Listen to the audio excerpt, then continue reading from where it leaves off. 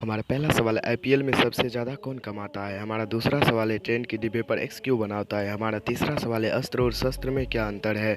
हमारा चौथा सवाल है एमएलए और एमएलसी में क्या अंतर है। हमारा पांचवा सवाल है हमें भंडारा खाना चाहिए या नहीं। दोस्तों, इन सभी सवालों का जवाब जानने के लिए हमारे इस वीडियो को लास्ट तक जरूर देखिएगा। तो चलिए शुरुआत करते हैं अपने पहले सवाल नंबर 1, आईपीएल में सबसे ज़्यादा कौन कमाता है। आईपीएल आ चुका है और सभी के दिमाग में यही सवाल बना रहता है कि आईपीएल में सबसे ज़्यादा कौन कमाता है। तो आईपीएल में जितने भी लोग इन्वॉल्व होते हैं, players, team owners, franchise, BCCI, media partners भी की काफ़ी ज़्यादा कमाई होती है। हम डिटेल में समझेंगे सबसे ज़्यादा कमाई किसकी होती है आईपीएल में। प्लेयर्स सैलरी कैसे कमाते हैं और कौन कितने पैसे कमाता है। बीसीसीआई की कमाई सबसे ज़्यादा मीडिया पार्टनर्स के द्वारा होती है। आईपीएल पहली बार शुरू हुई थी तो 2008 से लेकर 2018 तक सेट मैक्स ने आईपीएल के साथ डील साइन की थी 8200 करोड़ की। 10 साल तक आईपीएल लाइव दिखाई जाएगी सेट मैक्स पर, यानी कि एक साल का 820 करोड़ रुपया। और 2018 खत्म होने के बाद स्टार स्पोर्ट ने आईपीएल की मीडिया राइट्स बीसीसीआई से खरीद लिया अगले 5 साल के लिए, यानी कि 2023 तक। जहां पहले बीसीसीआई की कमाई एक साल में 820 करोड़ मिलते थे, अब 3200 करोड़ मिलते हैं, जिससे बीसीसीआई का मुनाफा काफ़ी ज़्यादा बढ़ गया है। और जितने भी टीम ओनर्स या फ्रेंचाइजी आईपीएल से पैसा कमाता है, उन्हें उनका 20% बीसीसीआई को देना पड़ता है। बीसीसीआई की यहाँ से भी अच्छी कमाई हो जाती है। सवाल नंबर 2, ट्रेन के डिब्बे पर एक्स क्यों बना होता है। ट्रेन में हमसे ज़्यादातर लोग आए दिन सफ़र करते हैं। सफ़र के दौरान आपने ट्रेन या ट्रेन के बाहर बहुत से निशान देखे होंगे। ट्रेन में ऐसे ही एक साइन होता है। ट्रेन के आखिरी डिब्बे के पीछे एक्स का निशान क्यों बना होता है। हम निशान को अक्सर देखते हैं, हालांकि ज़्यादातर लोगों इनका मतलब पता नहीं होता है। आपको बता दें कि भारत में चलने वाली हर पैसेंजर ट्रेन के पीछे सफेद या फिर पीले रंग से ये निशान बना रहता है। इस निशान के पीछे का राज यह है कि यह सभी सवारियों गाड़ी के अंत में होना अति आवश्यक है। यह नियम भारतीय रेलवे की ओर से बनाया गया था। इनके साथ आपने कई ट्रेन पर एलवी भी लिखा हुआ देखा होगा। इनके अलावा ट्रेन के पीछे लाल रंग की लाइट भी ब्लिंक करती रहती है। इन सभी निशानों के बारे में आपको बता दें कि किसी भी ट्रेन पर जब एलवी लिखा होता है तो इनका मतलब है लास्ट व्हीकल्स, यानी आखिरी डिब्बा। यह एलवी हमेशा एक्स के निशान के साथ ही लिखा होता है। जब किसी भी ट्रेन के पीछे एक्स का निशान होता है तो यह कर्मचारी को संकेत देता है ट्रेन का आखिरी डिब्बा है। और अगर किसी ट्रेन के पीछे यह निशान नहीं हो तो इनका मतलब है कि यह ट्रेन आपातकालीन स्थिति में। वही ट्रेन के पीछे जलने वाली लाल रंग की लाइट भी ट्रैक के काम करने वाले कर्मचारियों को निर्देश देती है ट्रेन उस समय निकल चुकी है जहां वे काम कर रहे होते हैं, क्योंकि यह लाइट खराब मौसम में कर्मचारियों को अपनी ओर ध्यान आकर्षित करती है। इनके साथ ही यह लाइट पीछे से आने वाली ट्रेन को भी इशारा करती है। सवाल नंबर 3, अस्त्र और शस्त्र में क्या अंतर है। प्राचीन हिंदू ग्रंथों एवं पुराणों में बहुत सारे युद्ध का वर्णन मिलता है।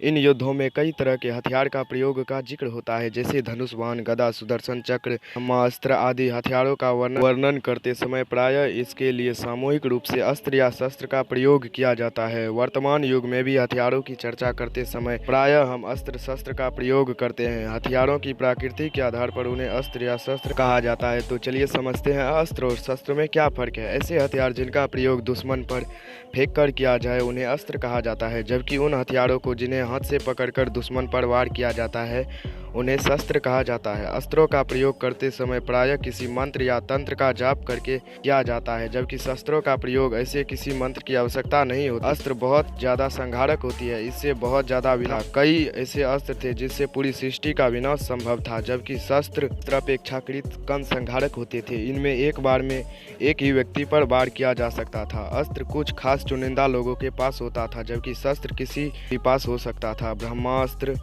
परशुआस्त्र, गरुड़ास्त्र, आग्नेयास्त्र नाम है, जबकि गदा, तलवार, भला, परशु, पास आदि शस्त्रों के उदाहरण हैं। सवाल नंबर 4, एमएलए और एमएलसी में क्या अंतर है। जिस प्रकार केंद्र में संसद के 2 सदन है, लोकसभा और राज्यसभा, उसी प्रकार राज्य के विधानमंडल 2 सदन है, विधानसभा और विधान परिषद। विधानसभा का सदस्य एमएलए और विधान परिषद का सदस्य एलएलसी कहलाता है। विधान सदस्य का कार्यकाल 5 वर्ष और विधान परिषद के सदस्य का कार्यकाल 6 वर्ष होता है। चुनाव में अंतर, विधानसभा सदस्य का चुनाव सीधे जनता द्वारा और विधान परिषद सदस्य का चुनाव कुछ चुने प्रतिनिधियों द्वारा होता है। विधान परिषद के कुछ सदस्यों को राज्यपाल मनोनीत करता है। विधानसभा सदस्य निम्न सदन और विधानसभा परिषद सदस्य उच्च सदन का प्रतिनिधित्व है। अधिकार में अंतर, विधान सदस्य को कानून बनाने के असीमित अधिकार होते हैं, जबकि विधान परिषद सदस्यों को धन विधेयक के संबंध में अधिकार सीमित है।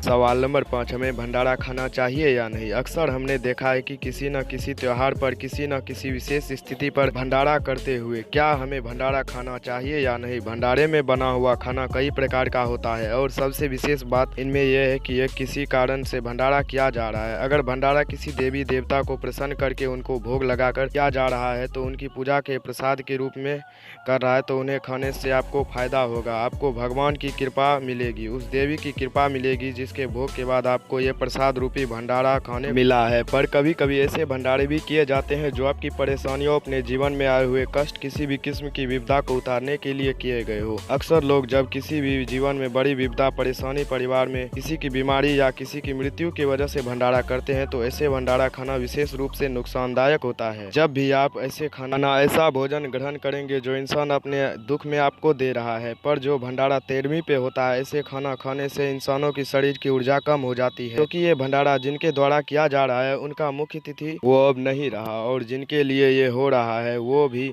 अब इस दुनिया में नहीं है। और सबसे महत्वपूर्ण बात जो है वो इस दुख में किया जाने वाला यह एक किस्म का समागम है जिससे आपको खुशी नहीं दे रहा है। वो खुद अपने शौक और दुख में इतने ज़्यादा विलीन होते हैं कि आप उसे किसी भी तरह का प्लस या पॉजिटिव रेज नहीं एक्सपेक्ट कर सकते। आपको जो मिल रहा है वह दुख और दर्द से भरा हुआ, नेगेटिव से भरा हुआ है। एक स्वागत मिलता है जिससे वो मजबूरी में आप भोजन करा रहा है। अपने उस प्रथा को निभाने के लिए ऐसे भोजन करने से आपके जीवन परेशानी में भी आएंगे, आपके कष्ट भी बढ़ेंगे। ऐसे भंडारे में नहीं जाना चाहिए, क्योंकि ये सिर्फ आपकी ऊर्जा का हीन करते हैं और उसे कम करते हैं।